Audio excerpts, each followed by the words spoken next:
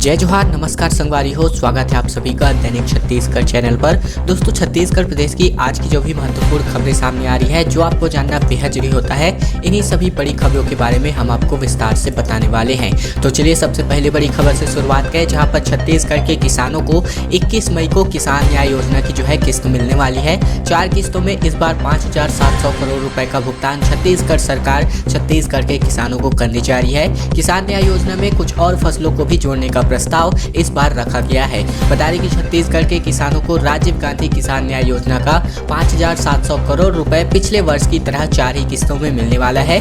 न्याय योजना की पहली किस्त का भुगतान 21 मई को किसानों के खाते में भेज दी जाएगी। वहीं कृषि एवं जल संसाधन मंत्री रविंद्र चौबे की अध्यक्षता में मंत्रिमंडलीय उप समिति की वर्चुअल बैठक में यह फैसला किया गया है। उप समिति में न्याय योजना में कुछ और फसलों को जोड़ने के मसौदे पर भी चर्चा हो गई है।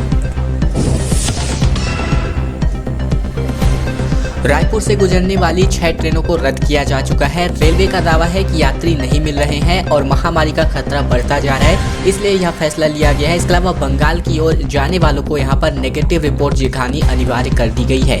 रायपुर से होकर के गुजरने वाली 6 ट्रेनें अब पूरी तरीके से रद्द हो गई हैं। रेलवे जो है 7 से लेकर के 16 मई के बीच देश भर में ज्यादातर ट्रेनों का संचालन बंद करने जा रहा है। इसके पीछे की वजह यात्रियों का न मिलना है और साथ ही साथ महामारी संक्रमण फैलने का भी रिस्क है। इस वजह से इन ट्रेनों को रद्द किया जा चुका है। बता दें कि यहाँ पर हापा बिलासपुर, बिलासपुर हापा, बिलासपुर नई दिल्ली राजधानी, नई दिल्ली बिलासपुर राजधानी स्पेशल, इसके अलावा विशाखापट्टनम रायपुर, साथ ही साथ रायपुर विशाखापट्टनम को यहाँ पर रद्द किया जा चुका है।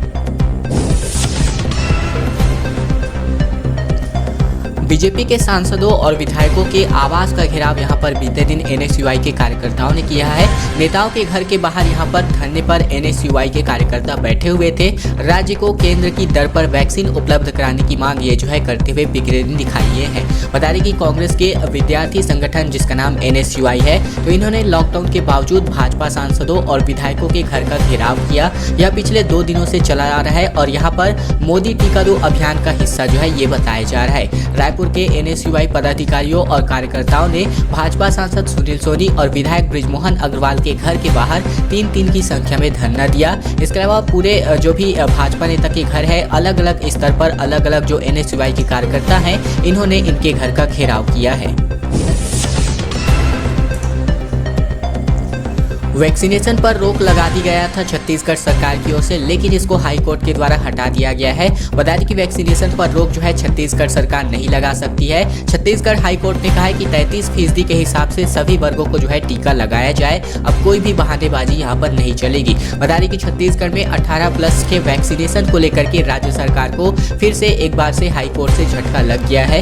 कोर्ट ने यहाँ पर स्पष्ट रूप से कह दिया है कि सरकार वैक्सीनेशन पर रोक नहीं लगा सकती है। अब कोई भी बहानेबाजी नहीं चलेगी। इसके अलावा कोर्ट ने आदेश दिया है कि सभी वर्ग को 33% के हिसाब से समान रूप से वैक्सीन लगाई जाए। इससे पहले कोर्ट ने सरकार से 2 दिनों में स्पष्ट पॉलिसी बनाने को कहा था। इसी मामले में यहाँ पर बीते दिन सुनवाई भी हो चुकी है। कृषि मंडी के गोदाम में यहाँ पर कोविड सेंटर बनाया गया है। बता दें कि 20 दिनों में यहाँ पर 500 बेड का अस्पताल निर्माण किया जा चुका है। 120 में ऑक्सीजन बेड की सुविधा होने वाली है। इसके अलावा सीएम भूपेश बघेल ने यहाँ पर इसका ऑनलाइन शुभारंभ कर दिया है। बता दें कि यहाँ पर छत्तीसगढ़ में महामारी संक्रमण के मामलों को देखते हुए मरीजों के लिए सुविधाओं में लगातार वृद्धि जो है की जा रही है। ऐसे में राज्य में पहली बार कृषि उपज मंडी के गोदाम में कोविड अस्पताल बना दिया गया है। बलौदाबाजार में महज 20 दिनों के अंदर ही इस 500 बेड के अस्पताल की सुविधा को तैयार किया गया है। इनमें से 120 बेड जो है ऑक्सीजन की जरूरत वाले मरीजों के लिए है। इसके अलावा सीएम भूपेश बघेल शुक्रवार को अस्पताल का वीडियो कॉन्फ्रेंसिंग के माध्यम से इन्होंने जो है वर्चुअली रूप से उद्घाटन कर दिया है। महामारी की गिरफ्त में लगातार जो कैदी है वो भी इनकी चपेट में आ रहे हैं। बता दें कि अब बलौदाबाजार उप जेल में 15 कैदी पॉजिटिव पाए गए हैं। इससे पहले यहाँ पर इनको जो है यहाँ पर 14 कोविड सेंटर में भर्ती किया जा चुका है। प्रदेश में अब तक 200 से ज्यादा बंदी जो है यहाँ पर संक्रमित पाए जा चुके हैं। छत्तीसगढ़ में बढ़ते संक्रमण के बीच अब यह जो संक्रमण है जेल के अंदर भी पहुंच गया है। बलौदाबाजार उप जेल में 15 कैदी पॉजिटिव पाए गए हैं। एक कैदी के संक्रमित मिलने के बाद से जब बैरक में बंद अन्य कैदियों की जाँच कराई गई तो एक करके सभी संक्रमित जो मरीज है वो यहाँ पर मिलने लगे। इनमें से एक को जिला कोविड अस्पताल और 14 को सकरी के कोविड सेंटर में भर्ती कराया गया है। वही संपर्क में आए अन्य कैदियों को भी आइसोलेट कर दिया गया है। जानकारी के मुताबिक एक कैदी की तबीयत खराब होने पर उसका टेस्ट कराया गया और बाद में सभी जो कैदी हैं इनकी टेस्ट कराई गई, तो यहाँ पर धड़ाधड़ जो पॉजिटिव मरीज है वो यहाँ पर निकल गए, क्योंकि एक संक्रमित था, उसकी चपेट में आने से सभी लोग जो है संक्रमित बताए जा रहे हैं। अब तो यहाँ पर जागरूक कीजिए सरकार, क्योंकि सर्विलांस टीम को ग्रामीणों ने जो है फरसा लेकर के दौड़ाया है। बीते दिन जान बचा करके जो कर्मचारी है वो भागते हुए दिखाई दिए हैं। वैक्सीनेशन को लेकर के फैली अफवाह यहाँ पर जो है भारी पड़ सकती है। बता दें कि छत्तीसगढ़ में महामारी वैक्सीनेशन के दौरान ग्रामीण क्षेत्रों में फैली अफवाह कर्मचारियों पर भारी पड़ सकती है। प्रदेश के तकरीबन सभी जिलों में टीम से गाली गलौज और हमले जो है किए जा रहे हैं। अब ऐसा ही मामला बुधवार को कोरबा जिले से भी सामने आया है। यहाँ पर पहुंची टीम को तो एक ग्रामीण ने मारने के लिए फरसा तक के लिए उठा लिया और किसी तरह कर्मचारी वहां पर से अपनी जान बचा करके निकले। पुलिस ने गुरुवार को आरोपी को गिरफ्तार कर लिया है और उसकी रिपोर्ट भी यहां पर पॉजिटिव आने की खबर बताई जा रही है। फिलहाल यहां पर नशे की हालात में फरसा लहराते हुए टीम को इसने भगा दिया। महामारी संक्रमण की रोकथाम के लिए जो टीम है वो यहाँ पर घर घर पहुंच रही है सर्वे करने के लिए। अब बता दें आपको, जो 12वीं बोर्ड की परीक्षाओं को स्थगित किया गया है ये कब होने वाली है, क्योंकि महामारी की वजह से बोर्ड ने यहाँ पर बोर्ड परीक्षा को स्थगित कर दिया था। बता दें कि महामारी संक्रमण काल के मद्देनजर छत्तीसगढ़ माध्यमिक शिक्षा मंडल के जिम्मेदारों ने 12वीं बोर्ड परीक्षा आगामी निर्देश तक स्थगित की हुई है। इसके अलावा परीक्षा स्थगित होने से परीक्षार्थी व पालक दोनों परेशान है। इसके अलावा यहाँ पर जिम्मेदारों के मुताबिक पत्रिका को बताया गया है कि 12वीं बोर्ड की परीक्षा पर निर्णय जो है संक्रमण कम होने पर जून में लिया जाएगा। परीक्षा पर अंतिम निर्णय जो है मुख्यमंत्री भूपेश बघेल लेने वाले हैं। परीक्षा कब से आयोजित होगी, किस पैटर्न पर आयोजित होगी, यह निर्णय वरिष्ठ अधिकारियों के माध्यम से होने वाला है। इसके अलावा 12वीं बोर्ड परीक्षा के न होने से 2,86,000 परीक्षार्थियों का भविष्य अधर में हो गया है।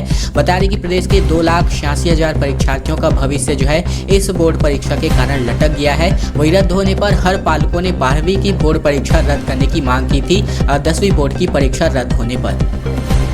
दोस्तों अगली बड़ी खबर की ओर बढ़े, लेकिन उससे पहले हमारी एक छोटी सी प्रार्थना आप सभी से। वीडियो अगर आपको पसंद आ रहा है तो इस वीडियो के नीचे लाइक बटन है, दबा करके आपको इस वीडियो को लाइक कर देना है। लाल कलर के इस बटन को दबा करके चैनल को सब्सक्राइब कर लेना है। साथ ही साथ घंटी को दबा करके ऑल नोटिफिकेशन को इनेबल कर लेना है। दोस्तों आपको ये छोटा सा काम इसलिए कर लेना है ताकि हम जो भी प्रतिदिन वीडियो अपलोड करते हैं छत्तीसगढ़ समाचार की, वो आप तक सीधे पहुँचते रहे बिना कुछ करे। तो बस आपको छोटा सा काम कर लेना है, लाल कलर के इस बटन को दबा करके चैनल को सब्सक्राइब कर लेना है। साथ ही साथ घंटी को दबा करके ऑल नोटिफिकेशन को इनेबल कर लेना है।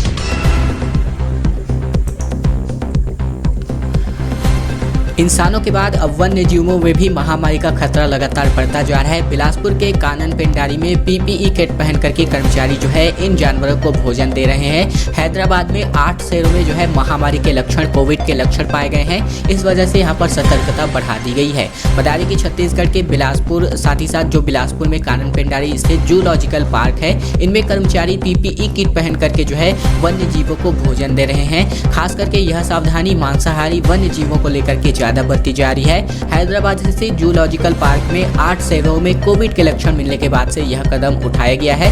आम लोगों के बाद अब वन्य जीवों पर भी महामारी संक्रमण का खतरा मंडराने लगा है। भोजन देते समय दस्ताने और चिमटे का इस्तेमाल जो है यहाँ पर किया जा रहा है। इसके अलावा सिर्फ मांसाहारी में महामारी के लक्षण जो है दिखाई दे रहे हैं।